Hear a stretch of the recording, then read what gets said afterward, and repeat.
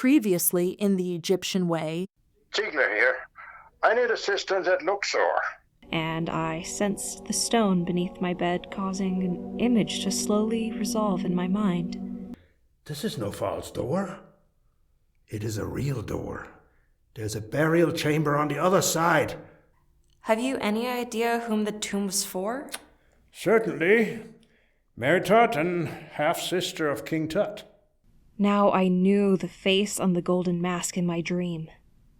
Tut's sister. I made a small trench around it. I knew what it was immediately. Different can be the same, and the same can be different. I will pay you. We're done. I'm lost. Lost. Ziegler fired me. Nonsense. You are not lost. Your soul is among us. There's a night bus to Cairo from there, and you can take an Uber to Giza. And the rhythm of the road was a lullaby to the tears ever forming.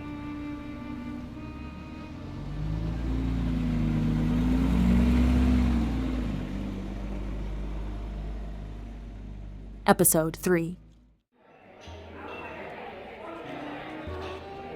10 sleepless hours later, I was at the Mango Cafe. Staring into my black coffee, I could see my reflection, strangely altered, as if it belonged to someone else. A voice interrupted my meditation. Hey, what brings you here, Snappy? It was Constance, a girl from my high school, also at AUC and a year ahead of me. She was in journalism and had gotten an internship as a stringer for AP. She had nicknames for everyone, and she always called me Snappy. I had no idea why. Oh. Hi, Kathy. Hi yourself. What's going on? Aren't you supposed to be back in good old Omaha, Nebraska? I kind of wish I was back home. No, I'm joking. This is great. This is the life. What's going on? I'm working on a story about the new void they found in the Great Pyramid. Of course, you know about that. But not what I know now. I've got the inside scoop. How about you? What are you doing here? I'm on a dig with Professor Z. No kidding. A dig? You mean here? In Giza? No, Luxor. Okay, Luxor. Cool. What are you digging up? What did you find? Tut's sister. No way. Tut had a sister? A half-sister, Mary Aten. She disappeared after Akhenaten died. But you found her. You found her tomb. How? Dr. Ziegler found a secret door left by grave robbers in an existing tomb. I shouldn't say. The dig is not exactly endorsed. It's secret. Wow, all the better. So you found a secret tomb. Way to go, Snappy. Well, we're not sure. There might be some issues. Issues? That's what I like. More issues equals more copy. No Egyptology without issues. What kind of issues? Well, I'd rather not say. Okay, so when you do want to say, I'm your go-to, okay? I need an exclusive. Something hot. Wait till my boss hears. No. Please, not now. Wait. Dr. Ziegler wants to be in the clear with the ministry first. Can't be in the clear. No one in the clear, ever. That's my motto. Hey, I gotta go. The conference on the void is starting now, and I'm covering it. It's good to see you, Snap. You got my cell, right? Message me when you get that hot tip ready to go. The moment Kathy left, I felt something like a shock wave, as if air had rushed back in to fill the vacuum Kathy had created. But I knew it was caused by my own appalling behavior. Imagine betraying confidences to that blabbermouth. What could I have possibly been thinking?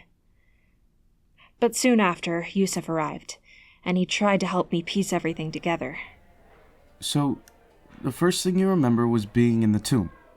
Not waking up, not walking there, just being there. Yes. I guess that's right. But then you felt odd, or afraid, and you saw the stone. Right.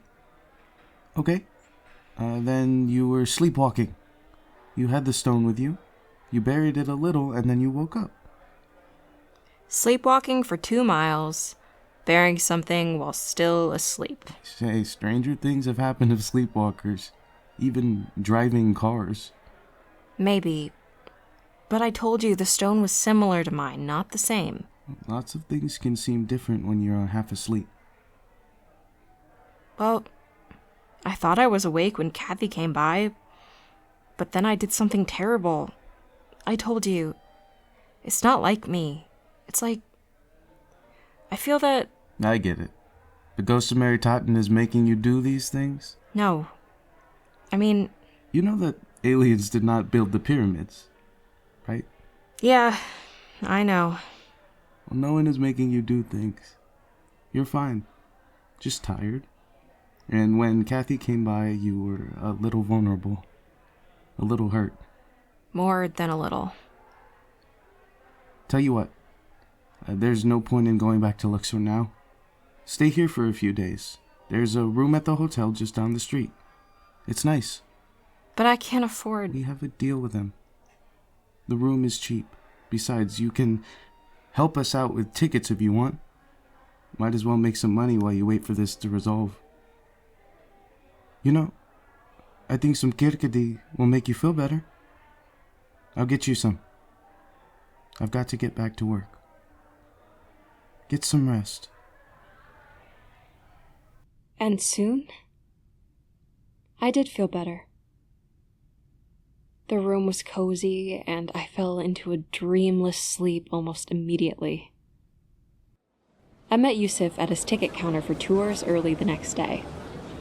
He trained me on ticket sales, and by afternoon, I was interacting with the English-speaking tourists, affecting an almost pleasant demeanor. Soon, I entered a stream of days. Quietly performing my ticket sales in the mornings and spending the afternoons in the dappled sunlight of the mango with the unsettling reflected images from my black coffee, offset later by the careful repose of Kirkadi. But at night, I felt as cold as a stone, until at last sleep would overtake me, and my ball would float over the city, where the summer constellations called to me. Mary. Totten. Youssef often visited me, and our conversations turned to the mysteries of Egypt, the ambiguities of life, and the certainties of science. One day, he brought me a large book. Hey, I found a great photo in here of that famous plaque from the city Akhenaten built. Armana? You mean the plaque with the sun's rays? Right. The one showing Akhenaten and Nefertiti worshipping Aten. Here it is. Oh, yes. They're carrying libations. But what is this very tiny figure behind them? That's Mary Totten. Wow. She's so small I never noticed her before. Small, but important. And look at the rays of the sun. Each one has a little hand. It's like Aten is literally touching them. And one little hand is even holding an ankh. The symbol of life. It's like he's saying that his god, Aten, literally touches the living bodies of humans. God touching people. Now. Not after death. Now. Quite a good concept. And look at this. Here's Tut and his wife with the same design. The sun's rays are like hands, touching them. And she's reaching out. Touching him. On the shoulder. They look pretty happy. I think they are. The next morning, I awoke to find the sunbeams touching the roses on the trellis of my little balcony. On one petal lay a large dewdrop not yet returned to the air over the Egyptian sands. And inside the drop lay a reflection of the city. And inside the city lay the lives of men, ever stirring with hope. And inside their hearts lay the plans of the gods to bring them back to eternity. Thus, a new compassion for my fellow mortals mingled with the tedium of ticket sales and tourist talk, even as my heart remained mired in gloom. Days blended. 10 or more days must have passed, until one afternoon, Kathy breezed past my table. Ziegler's coming! What? Ziegler, he's giving a press conference at the garden. I gotta go! I followed Kathy. The garden, as it was called, was a small open-air assembly area, surrounded by potted plants, and with a spectacular view of the pyramids in the background. I took a seat in back, well out of view, and kept my head down. Thank you. Thank you, ladies and gentlemen.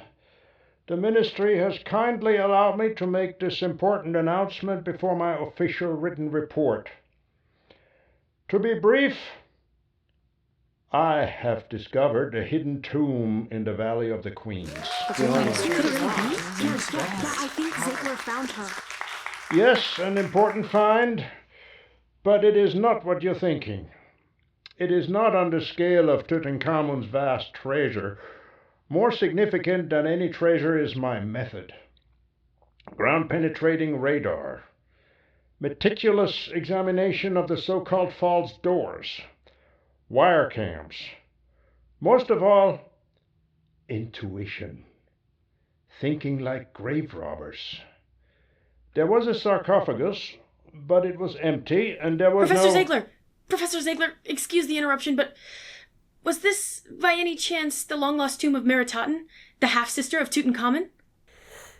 Well, I must say I don't know how such an idea could be in the air. There was perhaps some purported evidence in this regard, but such evidence appeared to be a kind of undergraduate mistake, perhaps even a hoax.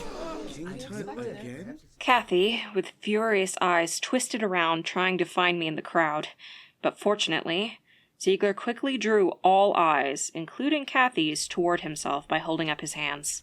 Please, ladies and gentlemen, we have no time for rumors in Egyptology. Please let me continue. Questions later.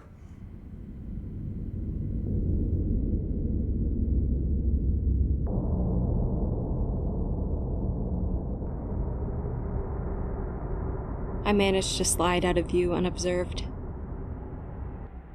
Back at my table, I simply stared into my coffee. Seeing nothing. Numb to all sensation. Void. Blank as the desert sands.